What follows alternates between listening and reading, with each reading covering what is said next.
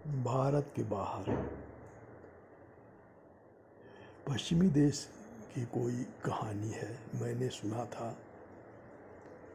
एक पश्चिमी देश का कोई लड़का था, बीमार था और निश्चित हो गया था कि वो बचेगा नहीं, मरेगा ही। तो उसने अपनी माँ से अपनी आखिरी इच्छा कहा कि मरने के बाद उसको ज़मीन में मत गाड़ना, उसको जला देना हिंदुओं की तरह, और जो राख हो वह भारत में ले जा के गंगा नदी में डाल देना।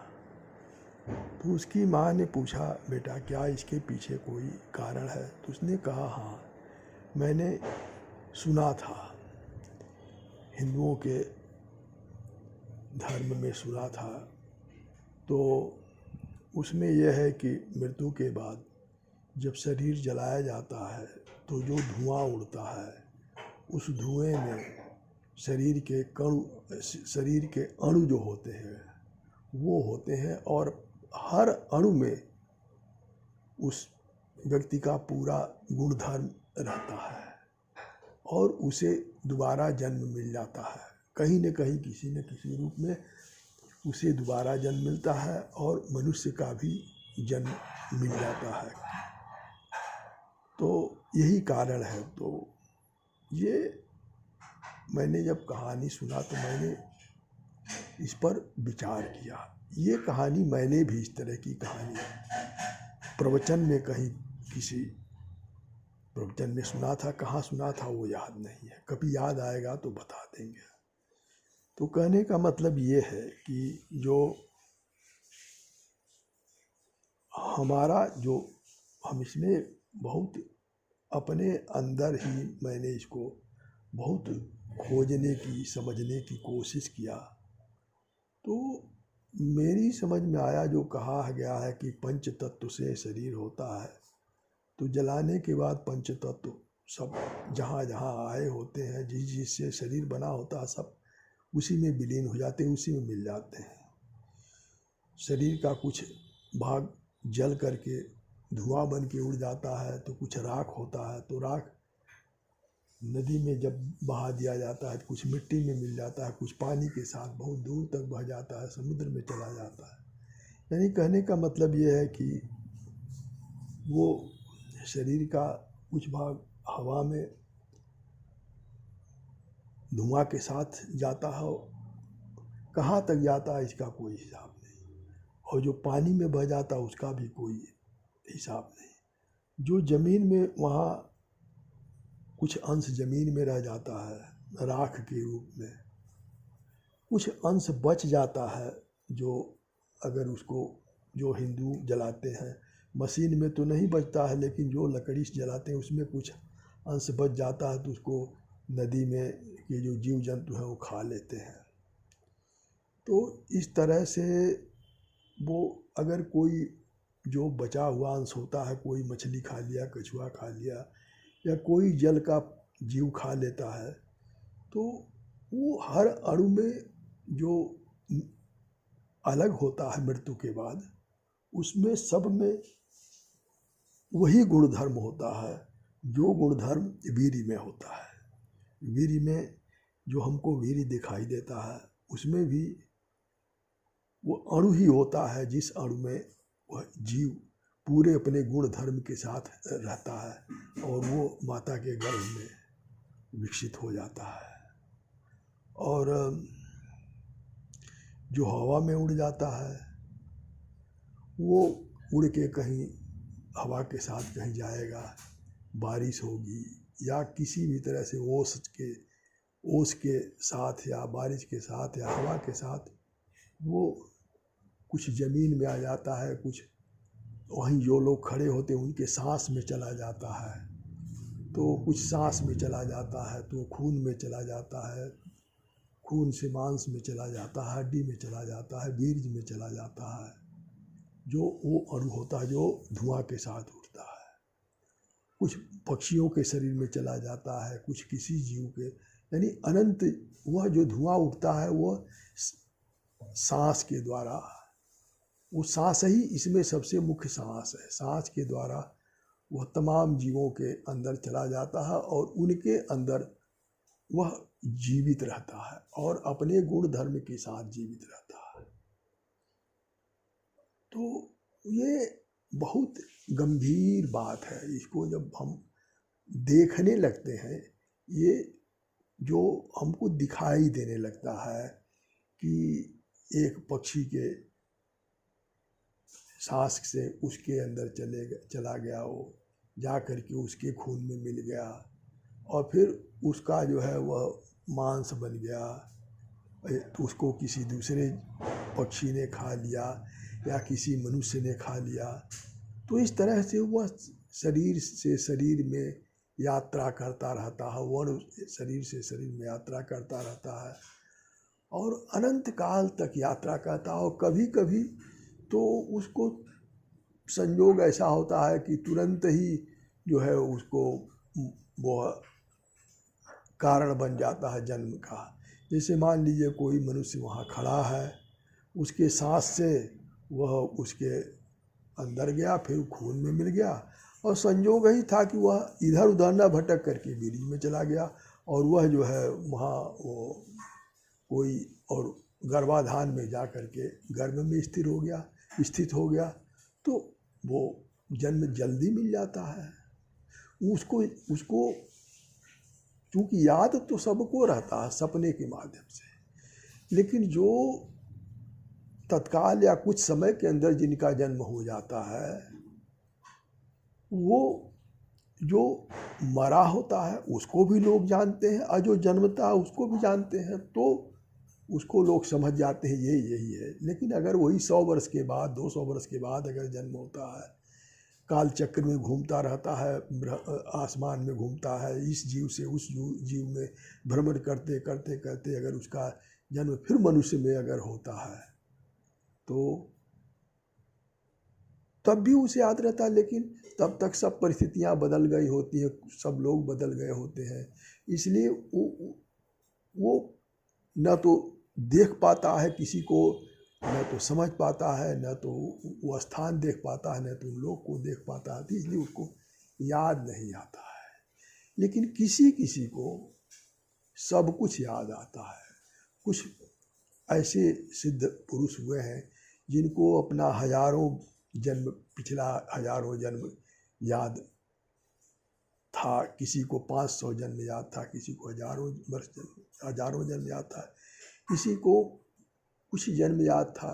तो कहने का मतलब ये है कि ये अब कोई ये कहेगा कि अरे एक मनुष्य के शरीर से जितने अणु होते हैं वो उतने अणु सभी में सब गुण धर्म होता है, वो उसी में नहीं कि मनुष्य में ही जाएगा। अगर वो मछली में चला गया, चिड़िया में चला गया, जमीन में गया तो घास में चला गया, पेड़ में चला गया, पेड़ के फल के द्वारा वो जीवी वह पूरे अपने गुण धर्म के साथ अनंत काल तक रहता है। और जब उसको उचित अवसर मिलता है जन्म का तो वो जन्म लेता है। और अगर वो चिड़िया के शरीर में है, चिड़िया के गर्भ से जन्म लेता है, तो वो फिर उसको अपना जन्म याद नहीं रहेगा, क्योंकि वो चिड़िया के शरीर में है। तो लेकिन जब फिर वो मरेगा तो वह अणु उस यात्रा करने लगेगा और यह यात्रा अनंत काल तक चलता रहेगा। और कभी ऐसा भी हो सकता है कि वही माता पिता होते हैं, वही परिवार होता है, वही स्थान होता है, वहाँ भी जन्म हो जाता। लेकिन ये होता तो हम समझते हैं कि अवश्य है, लेकिन काल चक्र में सब कुछ भूल जाता है, कुछ भी रह नहीं आता है। न तो वो जगह उस तरह से जगह का भी स्थान, जगह भी हमेशा बदलता रहता है। न तो उस तरह के कहीं दूसरे तरह के मकान बन जाते हैं, तो दूसरे तरह के पेड़ लग जाते हैं, तो कहीं शहर बन जाता है, तो कहीं शहर मिट जाता है। तो इस तरह से वो जो काल चक्र के बाद बहुत समय के बाद जन्म होता है तो वो देखने के बाद याद नहीं पड़ता है। लेकिन अगर कुछ बचा रहता है और संयोग से जन्म लेने वाला, वो भी मनुष्य के गर्भ से जन्म लेने वाला हम पहुँचता है तब याद हो जाता है। लेकिन दूसरे जीव में रहेगा तो उसको याद तो रहेगा लेकिन वो व्यक्त नहीं कर पाएगा। जैसे बहुत से ऐसे जिनको जो सबसे अधिक जो घास फूस खाते हैं, जो जीव घास फूस खाते हैं, घास खाने वाले जीव में अधिकतर ये जो जन्म होता है तो उनको याद रहता, वो जानते हैं, लेकिन प्रकृति ने उनको इतना जो है वह प्रतिबंध लगा दिया है कि वो व्यक्त नहीं कर सकते हैं। वो उनकी उंगली भी नहीं होती है इस तरह की कि वो जो है वह दिखा सकें या बोल के बता सकें, उनकी बोली भी नहीं निकलती है। वो समझते हैं, जानते हैं, लेकिन व्यक्त नहीं कर पाते हैं। और अगर यह जान जाए और यह अगर किसी के अंदर ये शक्ति हो जाए कि ये जो कहाँ जन्म हुआ है और कौन कौन है, तो फिर जीवन बहुत कठिन हो जाएगा। इसीलिए प्रकृति ने ऐसी व्यवस्था किया है कि जिसमें पिछले जन्म का याद न रह जाए। अगर पिछले जन्म का याद हो तो वर्तमान जीवन बहुत ही कठिन हो जाएगा। यानी आदमी न तो इधर का रहेगा न तो उधर का रहेगा। कहने का मतलब यह है कि वो उसी को वैराग्य हो जाएगा और वो सबको अपना समझने लगेगा। जैसे संत हुए हैं और जिनको भगवान का भी स्थान मिला हुआ है, हम किसी का नाम नहीं लेंगे क्योंकि अच्छी बात कहने पर भी आजकल आलोचना होने लगती है। तो इसलिए किसी भगवान का, किसी भी देवता का, अपने देवता या दूसरे के देवता का नाम नहीं लेंगे। लेकिन ऐसे संत हुए हैं, ऐसे सिद्ध हुए हैं, ऐसे भगवान पैदा हुए हैं। भगवान का मतलब क्या होता है? भगवान का मतलब है जिसको कुछ भी, जिसके लिए कठिन न हो, जिसको सब कुछ उपलब्ध हो। अब जो राजा के घर में जो संतान पैदा होगा, जिसको किसी चीज़ की कमी नहीं है, वो भाग्यवान है। तो भाग्यवान है तो उसको आप भगवान भी कह सकते हैं। तो अब वो अगर उसको पता चल गया, क्योंकि ऐसे लोग जिनको कोई दुख नहीं होता है और कोई अभाव नहीं होता है, तो उनका मन और उनकी इच्छा इधर उधर भटकती नहीं है। तो जब मन उनका एकाग्र रहता है, उनको किसी चीज़ का अभाव नहीं होता, तो वह एक तरफ कुछ एक विषय में सोचते हैं। और जब एक विषय में सोचते हैं तो वो उसका जो भेद होता है वो खुल जाता है। अधिकतर जो राजा, जो बड़े संत हुए हैं, बड़े सिद्ध हुए हैं, वो या तो बहुत गरीब के घर हुए हैं या तो राजा के ही घर हुए हैं। और राजा के घर जन्म लेने वाला संतान क्यों जो है वह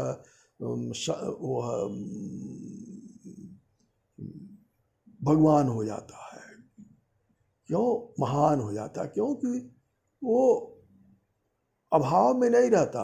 वो उसका जो मन होता है, जो उसकी सोच होती है, जो उसकी समझ होती है, वो इधर उधर नहीं। कोई एक चीज़ देख लिया राजा का पुत्र की, ये मृत्यु क्यों होता है, जन्म क्यों होता है, इसके पीछे का कारण क्या है, हम क्यों हैं, हमारे जन्म का उद्देश्य क्या है। तो जब ऐसी स्थितियाँ, इससे अलग उसकी कोई समस्या होती ही नहीं है उसको। तो जब छोटी सी उसकी समस्या होती है जानने की, तो वो और अभाव भी नहीं होता है। गुरु भी मिल जाते हैं, बताने वाले भी मिल जाते हैं, समझाने वाले भी मिल जाते हैं।